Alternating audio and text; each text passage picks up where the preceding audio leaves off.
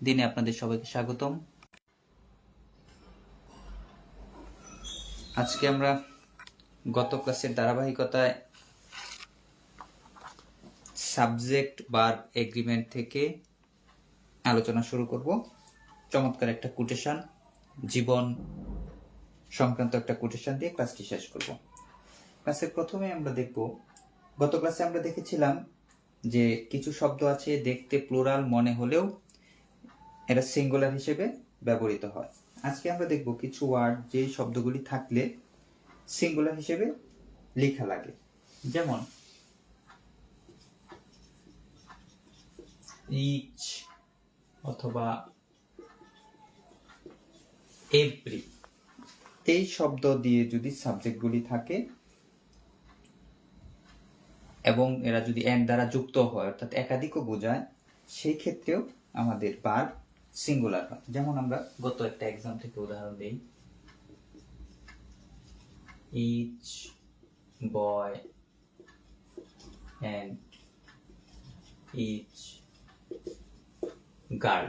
দেখতে প্লুরাল মনে হচ্ছে কারণ এন্ড দ্বারা দুটি সাবজেক্ট যুক্ত হয়েছে। যদি আমরা এটা লিখি, নর্মাল সেন্সে প্লুরাল হলে ওয়ার হওয়ার কথা, কিন্তু এখানে ইচ যুক্ত থাকায় ওয়াজ হবে, অর্থাৎ each boy and each girl was present. এটা হচ্ছে আমাদের আজকের 1 নম্বর topic.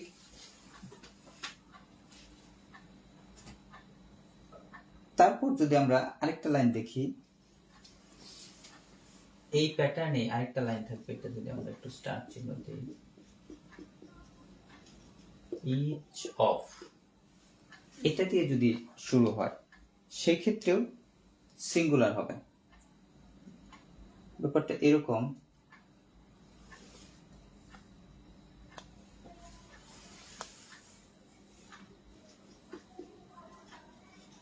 each of the students।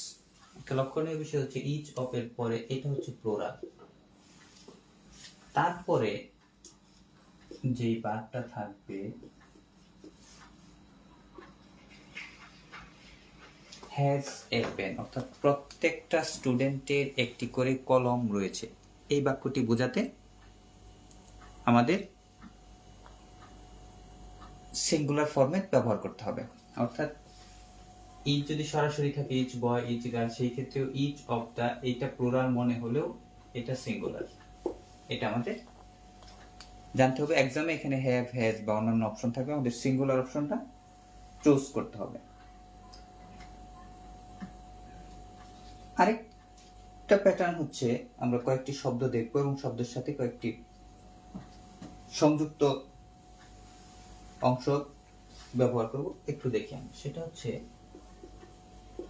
একটা ওয়ার্ড হচ্ছে এনি, আরেকটা হচ্ছে নো, আরেকটা হচ্ছে এভরি। এনি, নো, এভরি, এগুলোর সাথে আমরা ওই পাশে যদি শব্দ যুক্ত করি, এনিবডি,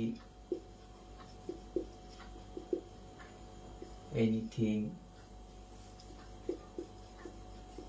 এনিওয়ান, প্রত্যেকটা এইভাবে হতে পারে। Nobody, nothing, no one, everybody, everything, everyone. এই টাইপ ওয়ার্ড যদি থাকে প্রত্যেকটাই সিঙ্গুলার হিসেবে ব্যবহৃত হবে।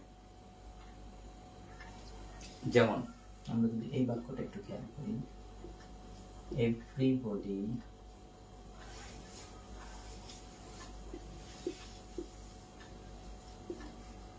অনেস্ট ম্যান, অর্থাৎ প্রত্যেকেই ড্যাশ এন্ড অনেস্ট ম্যান। আমরা এখানে যদি লাভ ওয়ার্ড ইউজ করি, লাভস এন্ড অনেস্ট ম্যান, অর্থাৎ প্রত্যেকেই একজন সৎ মানুষকে পছন্দ করে বা ভালোবাসে, আমরা যাই বলি না কেন। অর্থাৎ এই টাইপ ওয়ার্ড যদি থাকে সেই ক্ষেত্রেও আমরা সিঙ্গুলার ভার্ব ইউজ করব। সবশেষে আমরা একটা চমৎকার কোটেশন করব। কোটেশনটা অত্যন্ত গুরুত্বপূর্ণ আমাদের এক্সামের জন্য, আমরা একটু দেখি।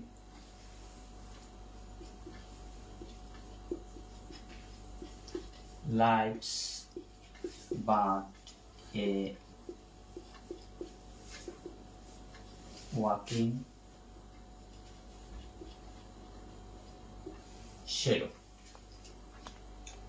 কথাটা এরকম, life is but a walking shadow. অনেক সময় প্রচলিত ভাবে এই ওয়ার্ডটা একটু ভেঙে আসে, সেটা হচ্ছে লাইফ ইজ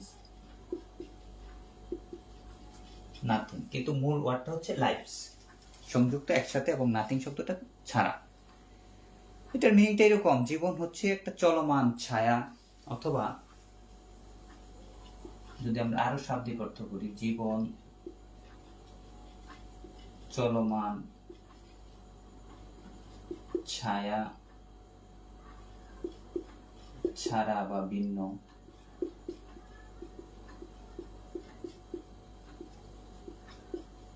কিছুই নয়। অর্থাৎ আমাদের জীবন একটা চলমান ছায়ার মতো, যে জীবন একটি চলমান ছায়া, ভিন্ন কিছুই নয়। এই চমৎকার উক্তিটি নেওয়া হয়েছে উইলিয়াম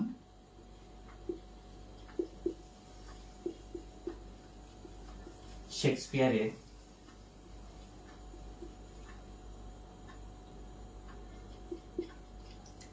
ম্যাকবেথ নাটক থেকে, এবং এটা অ্যাক্ট 5 সিন 5 এর।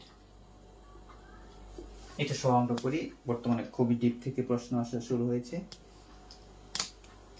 আবারও আমরা বলি, চমৎকার কোটেশনটা হচ্ছে life's but a walking shadow. একটু বড় করেও অনেক সময় থাকে, life is nothing but a walking shadow. অর্থটা একই রকম, যে জীবন একটি চলমান ছায়া বা চলমান প্রতিচ্ছবি, ভিন্ন আর কিছুই নয়। তো আজকের ক্লাসটা যদি আমরা একটু রিভাইজ দেওয়ার চেষ্টা করি, সেটা হচ্ছে যে কিছু কিছু ওয়ার্ড আছে, এগুলি যদি বাক্যে থাকে, বার অবশ্যই সিঙ্গুলার হিসেবে ব্যবহৃত হবে। যেমন প্রথমে আমরা বললাম ইচ অথবা এভরি, এই দুটি ওয়ার্ডের সাথে এর দ্বারাও যদি কোনো সাবজেক্ট যুক্ত থাকে, তারপরও বার সিঙ্গুলার হবে। যেমন each boy and each girl was present. এগুলোর সাথে অফ দিয়েও যদি আমরা প্লুরাল নাউন প্রোনাউনকে অ্যাড করি, যেমন ইচ অফ দ্য স্টুডেন্টস, সেক্ষেত্রেও বার সিঙ্গুলার হিসেবে ব্যবহৃত হবে। যেমন each of the students has a pen. তারপর আমরা 4টি ওয়ার্ড পড়লাম, সেটা হচ্ছে এনি, নো অ্যান্ড এভরি। এগুলোর সাথে যদি অন্য ওয়ার্ড যুক্ত থাকে, যেমন এনিবডি, এনিথিং, এনিওয়ান, একইভাবে nobody, nothing, no one, everybody, everything, everyone, এগুলোর সাথেও সিঙ্গুলার বার ব্যবহৃত হবে। সবশেষে আমরা একটা কোটেশন পড়লাম, সেটা হচ্ছে life's but a walking shadow. কোটেশনটা হচ্ছে উইলিয়াম শেক্সপিয়ারের বিখ্যাত নাটক ম্যাকবেথ, যেটা আমরা গত ক্লাসে 2টি কোটেশন পড়েছিলাম। এর আগে 2টি ভিন্ন ভিন্ন ক্লাসে। এটা হচ্ছে এই নাটকের 3 নাম্বার কোটেশন এবং অত্যন্ত গুরুত্বপূর্ণ কোটেশন। নাটকের আরেকটি কোটেশন আমরা নেক্সট ক্লাসে পড়বো ইনশাল্লাহ। তো আজকে এই পর্যন্তই।